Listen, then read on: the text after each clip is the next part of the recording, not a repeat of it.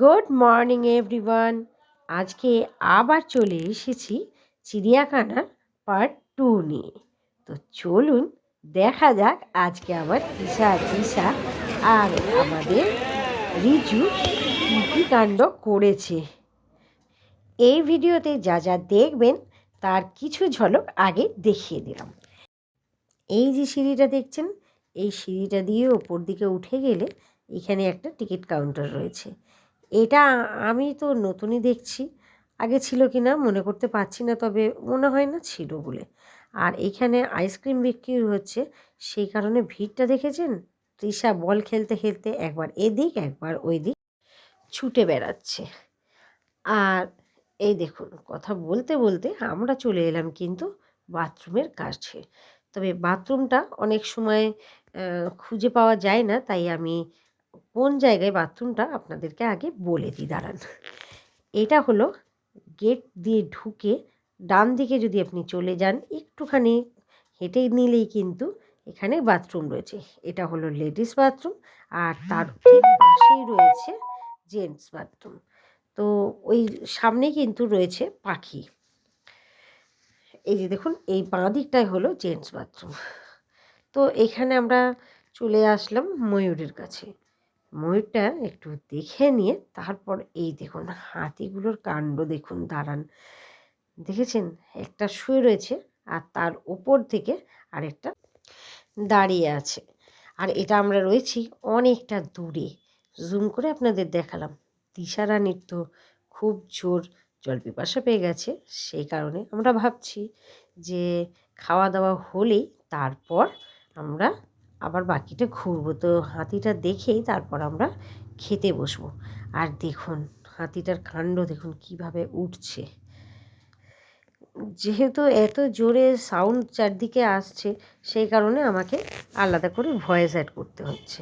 এই যে দেখুন কি দারুণভাবে দেখেছেন উঠে গেল।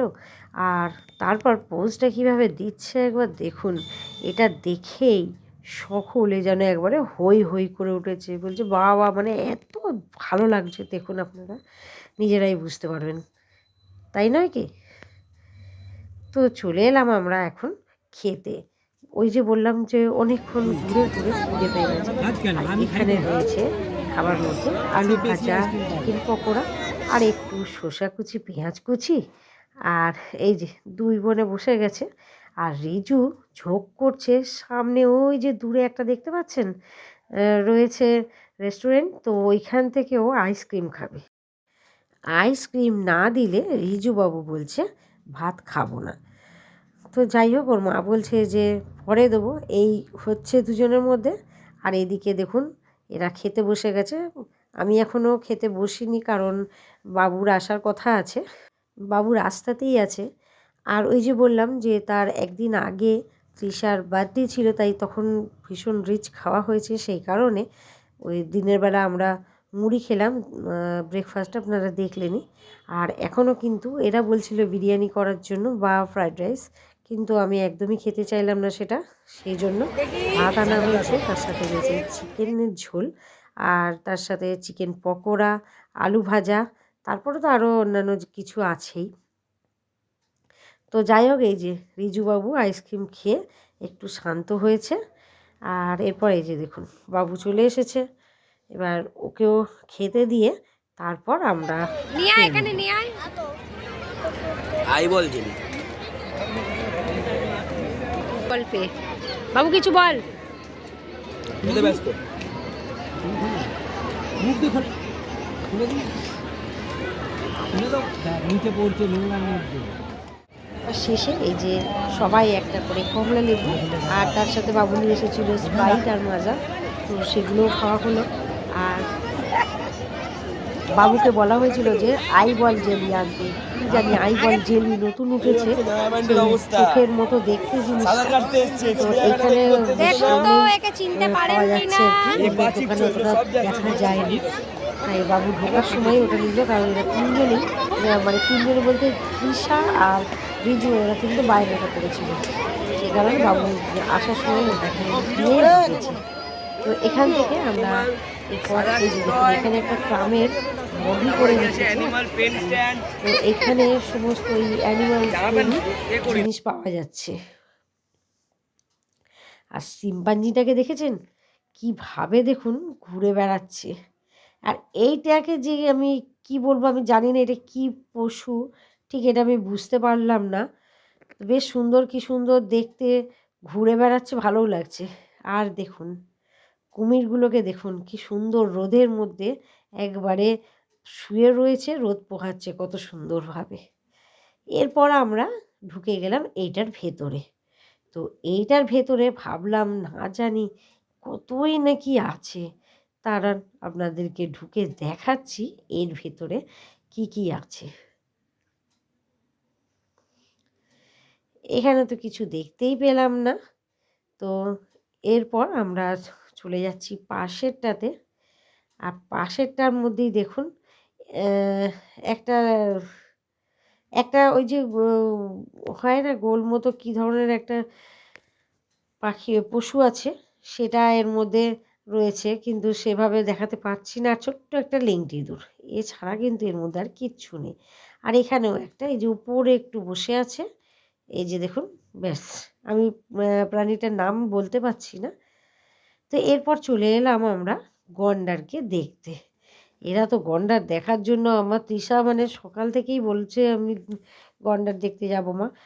জলহস্তী দেখার সময় দেখলেন তো যে কী কাণ্ড, সেখানে এত ভিড় আমরা দেখতেই পাইনি। তো গন্ডারের এখানে কিন্তু ফাঁকাই ছিল মোটামুটি, তো সেই কারণে গন্ডারটা ভালোভাবে দেখতে পেয়েছি।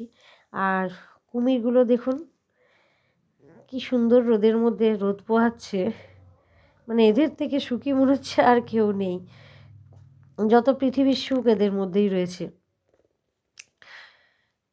ভালোও লাগছে দেখতে, বেশ অনেক মানুষ দেখুন চারিদিকে। আর চিড়িয়াখানাটা এত বড় যে কত মানুষ এখানে ঢুকেছে, কিন্তু যেন মানে মনেই হচ্ছে না যে একদম এত চিপাচিপি, সেরকম একটা কিন্তু ব্যাপার নেই। এরপর আমরা চলে এসেছি সাপের ঘরে। সাপের ঘর মানেই বিভিন্ন রকমের সাপ। এই যে দেখুন একটা বড়, দেখছেন? আর চারপাশটা আপনাদেরকে ঘুরিয়ে দেখিয়ে দিলাম। এইখানে যখন আমরা ছোটোবেলায় আসতাম, আর এই যে জায়গাটা দেখুন একবার, এই জায়গায় কিন্তু সেই ছোট ছোট ঘড়িয়ালগুলো থাকতো, সেই কুমিরেরই আরেকটা জাত থাকতো। এখন কিছুই নেই। আর এইখানে এটা দেখুন একদম জলের মধ্যে নেমে গেছে, দেখেছেন? এইটা করার সময় ভিডিওটা এত ভিড়, আমি তো কোনো মতে আমি ক্যামেরায় এটা তুলতেই পারছিলাম না। তো যাই হোক করে বাবু তুলেছে। আর ওইদিকে দিশা হাত ছেড়ে সরে গেছিলো, দিশাকে আর খুঁজে পাচ্ছিলাম না, ওই 4-5 মিনিটের মতো খুঁজে পাইনি। তারপরে দেখছি ওই যে যেখানটায় ঘড়িয়ালগুলো ছিল দেখালাম, সেখানটায় বেচারা একা একা দাঁড়িয়ে আছে। ছোটোবেলায় এই সাপের ঘরে আমরা কত রকমই না সাপ দেখেছি। যতগুলো ঘর করা রয়েছে প্রায় প্রতিটাতেই কিন্তু থাকতো, কিন্তু এখন সেটা নেই। অনেকগুলো ঘরে নেই, আবার অনেকগুলো ঘরে আছে। এই রকম বেশিরভাগ জিনিসই থাকে না। ছোটোবেলায় একটা অনেক বড় কচ্ছপ দেখেছিলাম, মানে ওটা অনেক দিন পর্যন্ত কিন্তু ছিল, এখন সেটাকে আর দেখতে পাই না, মানে মরে গেছে আর কি। কিন্তু ছোট ছোট কচ্ছপ কতগুলো ছাড়া রয়েছে, সেগুলো কিন্তু দেখেছি। ক্যামেরা তো বন্দি করেছিলাম, তবে ঠিকঠাক বুঝতে পারা যাচ্ছে না বলে। আর এই যে ওপরে দেখুন গিরগিটি, দেখলেন কত বড় সাইজের একটা গিরগিটি। এই সব জায়গাগুলোই কিন্তু বেশ ভিড় ছিল, তাই বাবুকে দিয়েই আমি এই ভিডিওগুলো করিয়েছি। তারপর যখন আমরা আবার ঘুরে এই দিকটায় আসলাম, তো এইখানে এর কাণ্ড দেখে দাঁড়িয়ে পড়লাম। দেখুন কি সুন্দর ঝুলে ঝুলে বেড়াচ্ছে, দেখছেন? তো আমাদের ঘোরা কমপ্লিট, চিড়িয়াখানা আপনাদের দেখিয়ে দিলাম পুরো ঘুরে। এরপর বাড়ি যাচ্ছি, ব্লগটা আজকের মতো এখানে শেষ করছি। টাটা।